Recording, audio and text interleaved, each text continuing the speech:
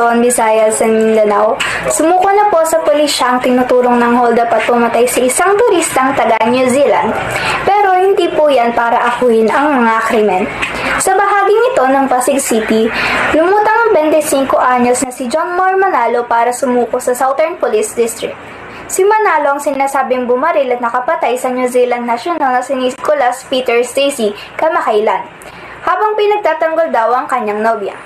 Bukod sa nasabing krimen, may warranty sa pang-hold-up umano sa isang instasyon sa Bulacan si Manalo kaya tuluyan siyang inaresto. Pero sa loob ng sasakyan, mariing itinanggi ni Manalo ang aligasyon ng hold-up umano siya sa Bulacan. Nagrenta lang daw siya ng sasakyan para sa grupo na nagsagawa ng krimen. Itinanggi rin niyang kasabot daw siya sa pagpatay kay Peter Stacey sa Makati. Pero paniwala ng NCRPO, si Manalo ang gunman ng naturang krimen. Ako po si Abia Hana Meranya, nagbabalita.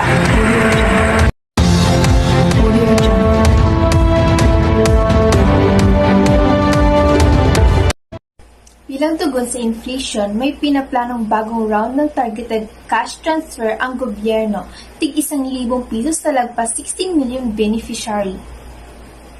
Ayon sa Philippine Statistics Authority, pumalo sa 8.7% ang inflation rate noong Enero. Ito raw ang pinakamataas mula noong November 2008, kung kailan pumalo ng 9.1% ang inflation rate. Bilang tulong sa mga tao, inihahanda ng gobyerno ang bagong round targeted brand transfer program para ibsan ang epekto ng walang humpay na inflation rate. Ayon kay Department of Finance Secretary Benjamin Jokno, nasa 9.3 billion ang inaasahang beneficiaries ng programa. Hatiin ng 1,000 pesos sa 2 buwan. Sabi naman ni Social Welfare Developer Secretary Rex Gatchalian, pinag-aaralan ng PSWD ang gawing conditional o may kapalit ang mga ayuda ng pamahalaan, kabilang ang educational assistance. Muli, ako po si Danica Espina Morgado, nagbabalita.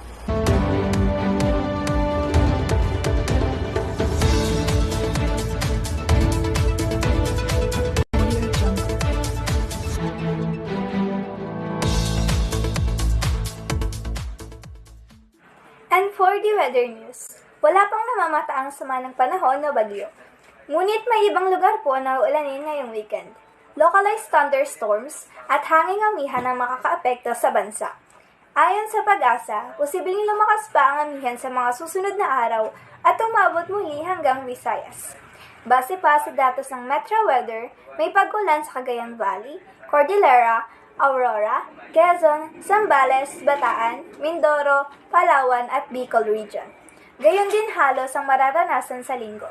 Pero mas marami na ang makakaranas ng matinding ulan. Sa Metro Manila, mababasa ngayon ang tsansa ng ulan pero posible pang magkaroon ng mga pagbabago. Uulan din sa Visayas, gaya sa Aklan, Negros Occidental, ilang bahagi ng Cebu at ng Samar at Leyte provinces.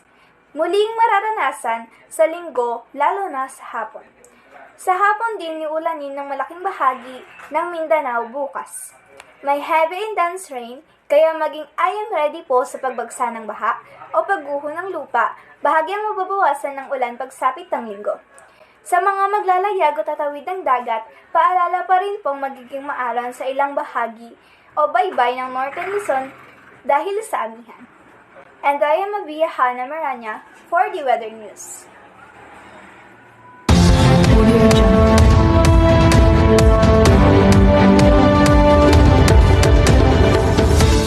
Idinanas sa pagmumursya ang reklamo laban sa dredging at reclamation sa Manila Bay. Nakaapekto raw ito sa kanilang kabuhayan. Hinarap na sila ng mga taga-BIBAR na hindi rin umano na konsulta ng mga taga-DENR.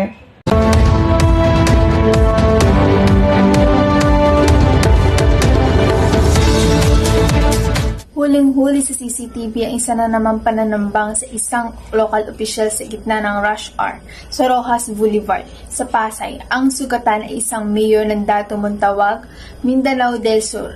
Ikatlo na siya sa politikong tinarget ng pamamaril sa loob lamang ng 1 linggo. Kaya nababahala na at may inuutos na aksyon ang PNP. Iyan po ang aking report. Na-traffic sa service road ang van na ito. 10:30 ng gabi, sakaynan ang mayor ng Dato Montawal del Sur na si Itong Montawal. Maya-maya ay may dalawang nag-overtake na motorsiklo. Agad na pinagputukan ng malapitan ang van at agad namang tumakas ang mga ito. Ang van naman ay saglit na umusok sa gilid para maisugod si mayor sa ospital ng Maynila. Hindi na sila naabutan ng pulisya sa crime scene. Nakarecover daw ng 2 basyon ng bala. Rumispondi din ang barangay pero wala na daw naabutan. Sugatan si Mayor Montawal na tinamaan ng bala sa balakang at kaliwang braso. Di naman natamaan ang kanyang driver. Si Mayor Montawal ang ikatlong tinambangan sa loob lamang ng 1 linggo. Muli, ako po si Dani Grace Piña Morgado, nagbabalita.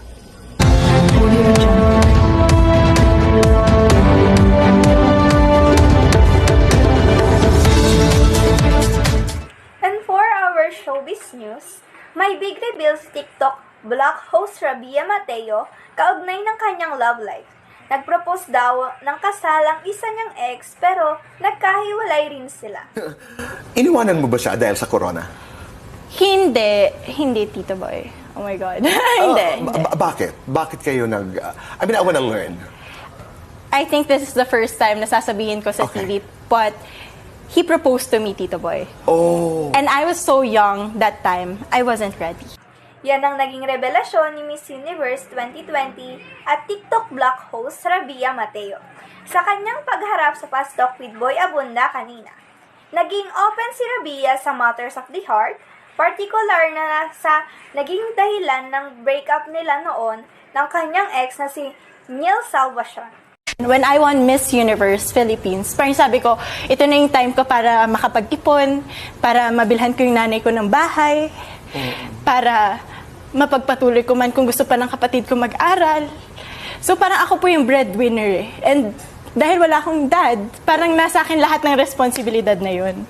Hindi pa daw siya ready sa engagement, kaya hindi 100% nag-commit si Rabia sa engagement. Gayunman, good friends daw sila ni Neil. Pagdating naman kay Sparkle star Jeric Gonzalez, What about Jeric? Does he mind? He does. Nagsiselos? Of course, naman Tito Boy. So parang ngayon, I have my limits na. Siyempre, iba na yung priority ko. Seloso pala talaga si Jeric. Yes. Puro ako, yes, nako. at muli, ako po si Abia Hana Meranya for the Showbiz News.